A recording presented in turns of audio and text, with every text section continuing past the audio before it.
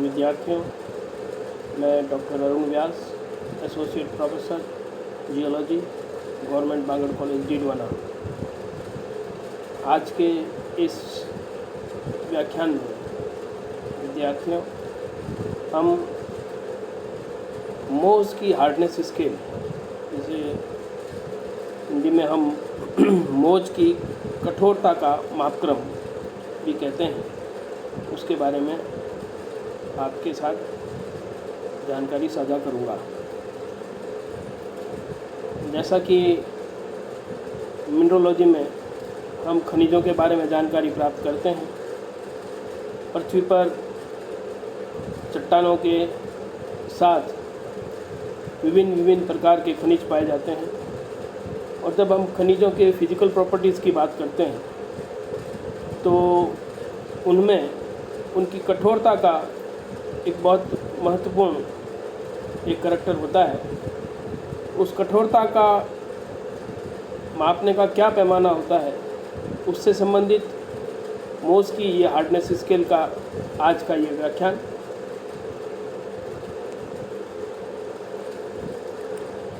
The Moz scale of mineral hardness is a qualitative ordinal scale characterizing scratch resistance of various minerals through the ability of harder material to scratch softer material.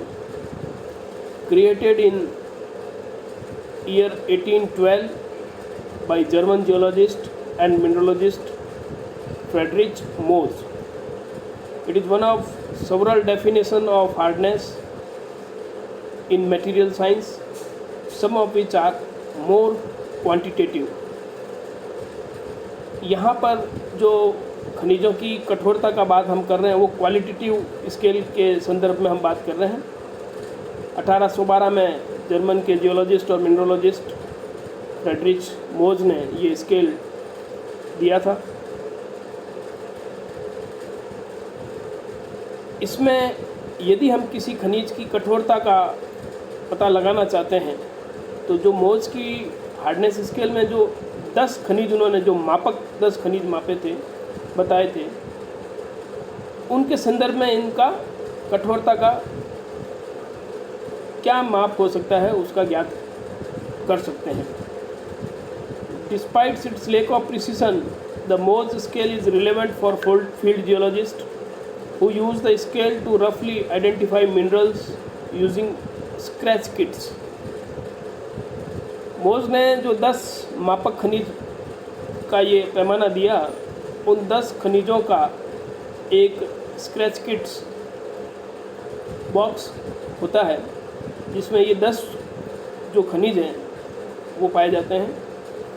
उन खनिजों को जिस खनिज की कठोरता नापनी है उससे रगड़कर क्वालिटेटिवली उस खनिज की हार्डनेस क्या है इसका हम पता लगा सकते हैं। ये आप देखिए, यहाँ वो बॉक्स है जिसमें मोज़ के जो 10 खनिज हैं जो उसके कठोरता के पैमाने पे उन्होंने बताए थे, उन 10 खनिजों का वो जो मिनरल हैं उनके स्पेसिमेन इस बॉक्स में रखे होते हैं। और कंपैरेटिवली किसी भी खनिज की अगर हमको कठोरता नापनी है तो उनको इन खनिजों के साथ स्क्रैच किया जाता है। मोज़ ने 10 पॉइंट स्केल दिया था, 1 से लेकर 10 तक, अर्थात कोई भी खनिज की जो कठोरता है वो 1 से लेकर 10 तक हो सकती है। जो हम 1, 2, 3, 4, 5 ऊपर की तरफ जाएंगे, अधिकतम जो कठोरता हो सकती है वो 10 हो सकती है, और जो न्यूनतम है वो 1 हो सकती है।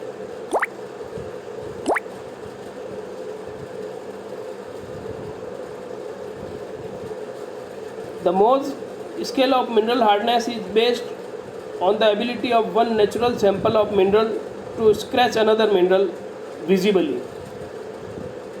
The samples of matter used by Mohs are all different minerals.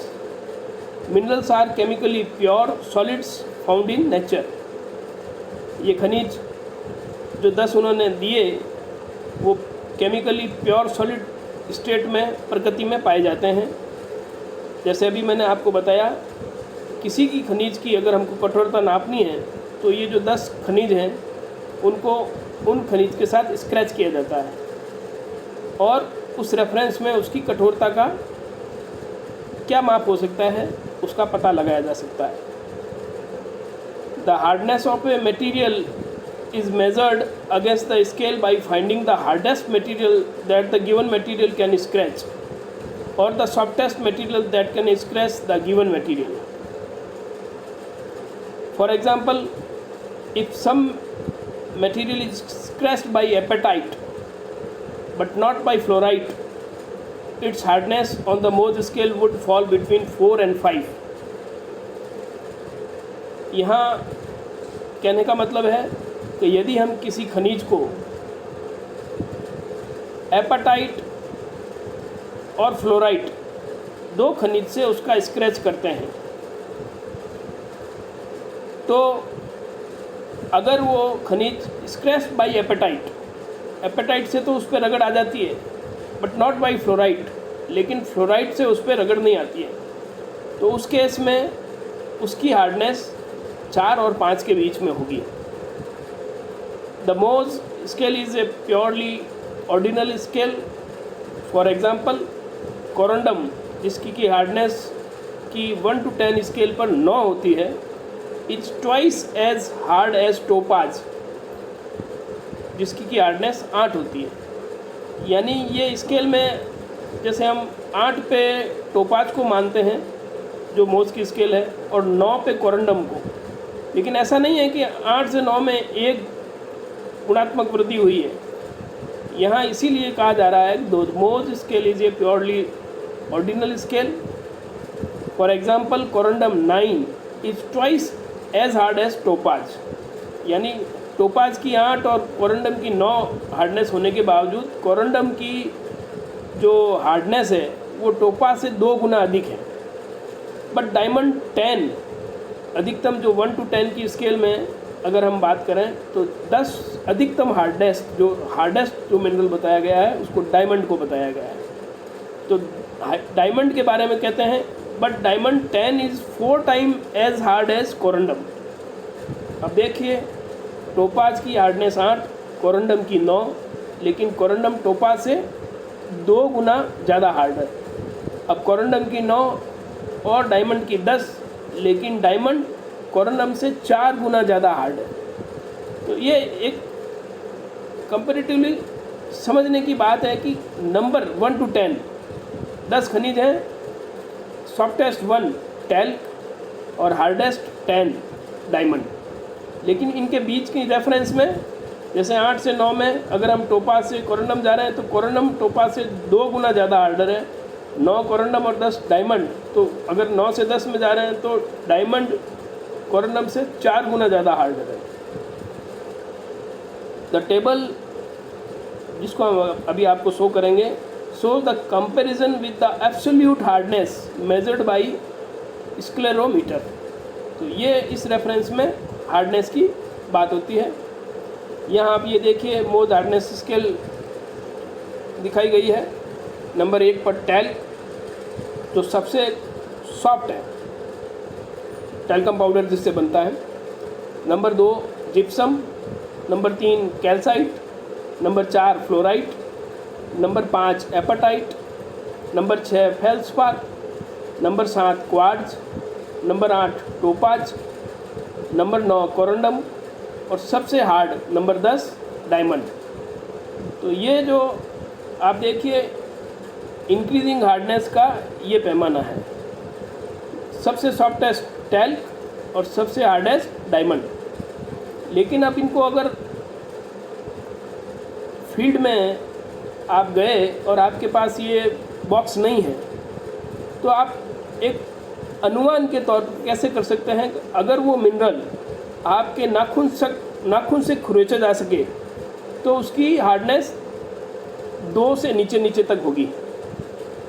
यदि वो आपके पास कोई तांबे का सिक्का है और उससे खरोचा जा सकता है वो खनिज, तो उसकी हार्डनेस 3 तक हो सकती है। आपके पास अगर चाकू होगा या कांच होगा, ग्लास होगा, अगर उससे उस खनिज की खरोंच आ सकती है तो उसकी हार्डनेस 5 तक हो सकती है। और यदि आपके पास कोई स्टील की वस्तु है और उससे उस खनिज को आपने खरोंचा और उस पर खरोंच आ गई तो उसकी हार्डनेस 6 तक हो सकती है। तो ये एक और पैमाना है जिसके आधार पर हम खनिज की कठोरता का अंदाज़ा लगा सकते हैं। इस टेबल में आप देखिए मोज की हार्डनेस स्केल को बताया गया है मिनरल्स के साथ, यहाँ पर 1 to 10। ये उनका स्क्रैच टेस्ट है। स्क्रैच टेस्ट में नंबर 1 में आप देखिए स्क्रैपेबल विथ फिंगर नेल। नंबर 2 ये भी वही है, scratchable with finger nail. Calcite में जाइए scratch with copper coin. Fluoride 4 number है, इजीली स्क्रैचेबल विथ नाइफ। 5 में भी जाएंगे स्टील स्क्रैचेबल विथ नाइफ। 6 ऑर्थोक्लेज में जाएंगे scratchable with steel file. 7 scratches window glass. 8 में टोपाज पे जाएंगे तो स्क्रैचेज क्वार्ट्ज के द्वारा हो सकता है, खरोंच आ सकती है। कोरंडम में जाएंगे तो वो टोपाज द्वारा खरोंचा जा सकता है। और डायमंड में जाएंगे तो स्क्रैचेज कोरंडम। तो इस तरह से ये मोज की हार्डनेस स्केल को इस टेबल में समझाया गया है। और आगे इसमें रोजीवाल एब्सोल्यूट हार्डनेस और विकर्स की जो वैल्यू हैं उनको भी यहाँ पे दर्शाया गया है। ये उसका मोज का एक्सटेंडेड हार्डनेस स्केल है। मोज ने जो दिया उसको बाद में एक्सटेंड करते गए और उसमें अब अपन 10 के बजाय 12 तक जा सकते हैं और 1 से नीचे भी जा सकते हैं। तो इसमें आप देखिए 0.5 से लेके 12 तक की स्केल दी गई है। और इन 1, 3, 9 ये जो है ना, ये एब्सोल्यूट हार्डनेस दी गई है इसमें, यहाँ पे एब्सोल्यूट हार्डनेस। तो जैसे टैल्क है तो टैल्क की हार्डनेस में यहाँ हम देखते हैं 1 दी हुई है। जिप्सम में जाएंगे 2 जिसकी है उसकी 3 हो गई। जिसकी मोज स्केल में 3 है कैल्साइट की, उसकी एब्सोल्यूट हार्डनेस 9। फ्लोराइड जो है जिसकी मोज स्केल में हार्डनेस 4 है, उसकी एब्सोल्यूट हार्डनेस 21।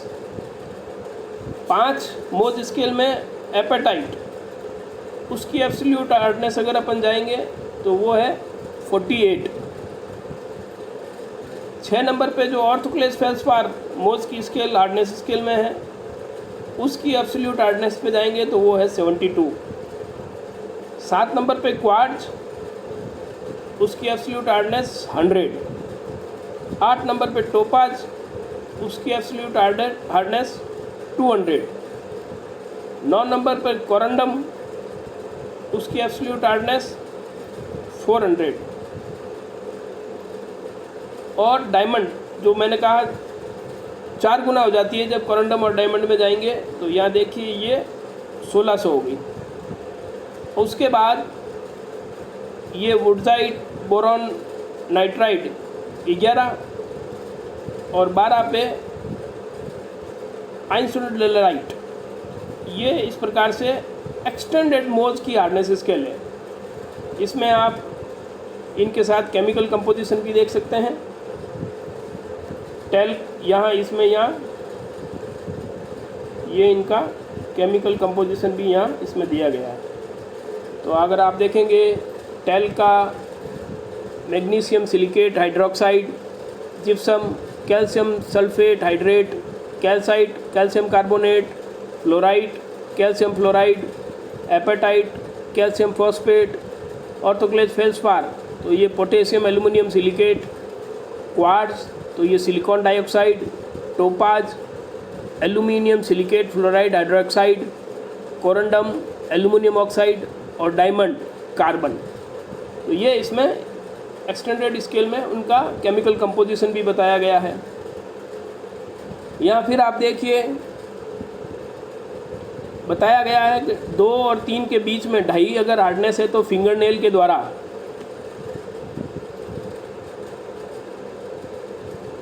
3 और 4 के बीच में है तो कॉपर पेनी द्वारा, जो अभी मैंने आपके साथ पहले चर्चा की। 4 और 5 के बीच में तो प्लेटिनम के द्वारा, 5 और 6 के बीच में तो कांच, ग्लास, नाइफ, ब्लेड। 6 और 7 के बीच में है तो ये स्टील फाइल। 7 और 8 के बीच में है तो आप देखिए ये गार्नेट सैंड पेपर से हो सकता है उसका स्क्रैच। 8 और 9 के बीच में है तो अलेक्जेंड्राइट के द्वारा हो सकता है। 9 और 10 के बीच में है तो सिलिकॉन कार्बाइड के द्वारा हो सकता है। तो इस तरह से ये अपडेटेड एंड एक्सटेंडेड मोज मिनरल हार्डनेस स्केल है। और इसके साथ जो लास्ट कॉलम है यहाँ पर,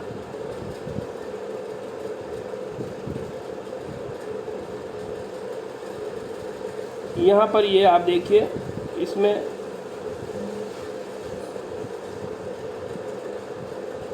ये लास्ट कॉलम में अदर एसोसिएटेड मिनरल्स जो हैं उसकी जानकारी भी इसमें प्रदान की गई है।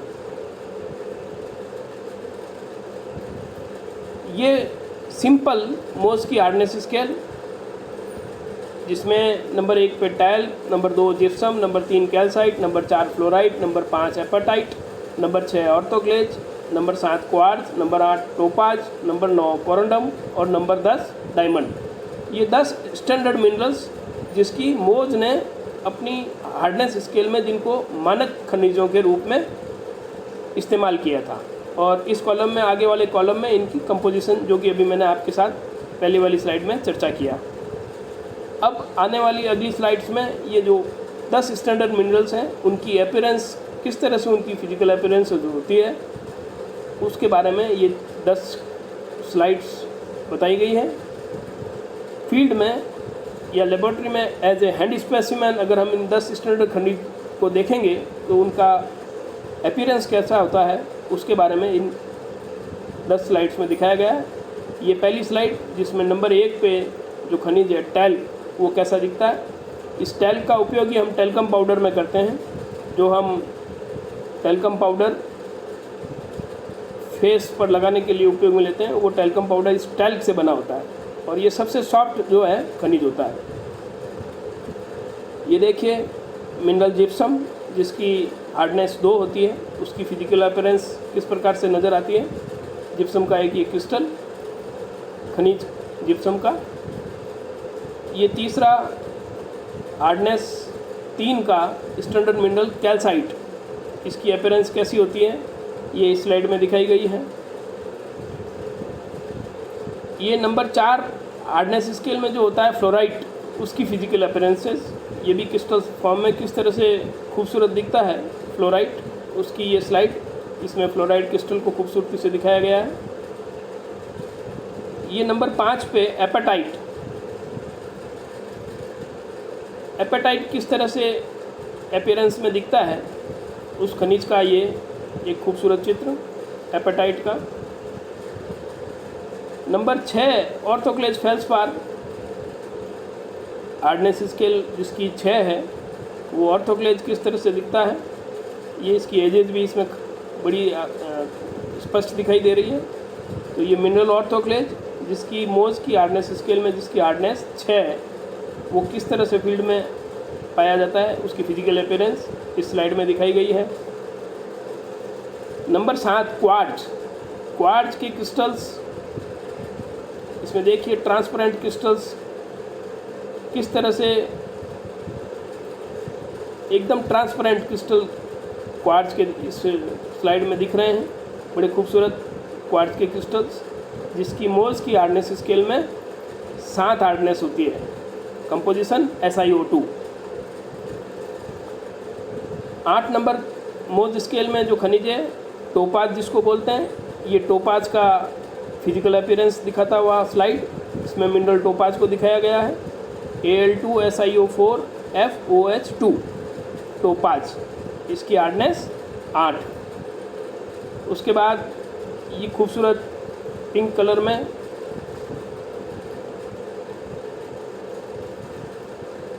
मिनरल कोरंडम Al2O3 जिसकी हार्डनेस 9, यह खूबसूरत मिक्स कलर में ये कोरंडम किस तरह से चट्टान के साथ एसोसिएटेड, इसकी फिजिकल अपीयरेंस कैसी होती है। बड़ा खूबसूरत ये मिनरल कोरंडम का चित्र इस स्लाइड में प्रदर्शित हो रहा है। और आखिर में हार्डेस्ट, जिसकी मैक्सिमम 10 पॉइंट स्केल में हार्डनेस होती है, डायमंड 10, यानी 10 हार्डनेस का सबसे कठोरतम खनिज, जिसको हम डायमंड बोलते हैं। यानी डायमंड एक बहुत प्रेशियस स्टोन, जेम स्टोन, जिसकी खूबसूरती इसके कॉस्ट से डिफाइन होती है। यहाँ पर एक डायमंड का ये खूबसूरत चित्र, इस डायमंड से ज्वेलरी में बहुत काम आता है। तो अगर हम इस मोज़ की हार्डनेस स्केल को देखें तो नंबर 1 में टेल्क, जिससे टेल्कम पाउडर बनता है, हम हमारे फेस पर उसको लगाते हैं। और यहाँ हार्डेस्ट जो 10 है वो है डायमंड, जिसको कि हम ज्वेलरी के रूप में हमारे यहाँ हिंदुस्तान में ही नहीं पूरी दुनिया में ज्वेलरी में इस डायमंड का उपयोग किया जाता है। तो ये 1 to 10 की हार्डनेस स्केल जो मोज़ ने दी, तमाम खनिज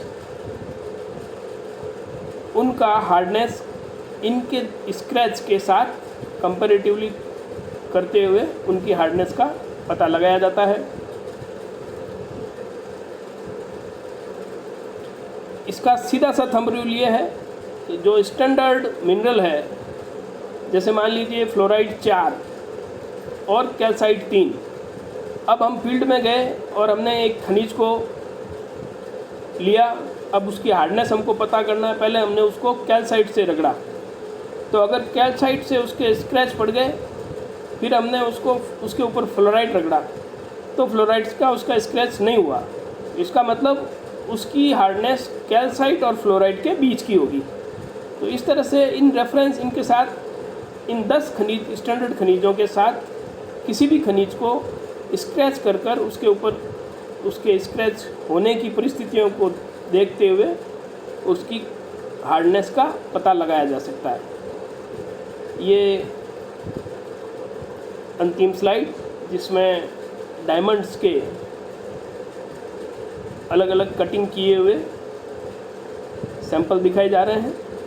तो आज के इस व्याख्यान में हमने मोज़ की हार्डनेस स्केल का अध्ययन किया, और इस स्केल से हमने जाना कि दुनिया में पाए जाने वाले तमाम खनिजों की, अगर हमको फिजिकल प्रॉपर्टी में जब हम कठोरता की बात करते हैं, हार्डनेस की बात करते हैं, तो उसका ज्ञात अगर हमको करना है, तो ये जो मोज़ की हार्डनेस स्केल में जो स्टैंडर्ड 10 मिनरल है, जिन्हें हम 1 to 10 talc, gypsum, calcite, fluorite, apatite, orthoclase, quartz, topaz, corundum और डायमंड कहते हैं, इनके साथ उनका स्क्रैच कर कर उनकी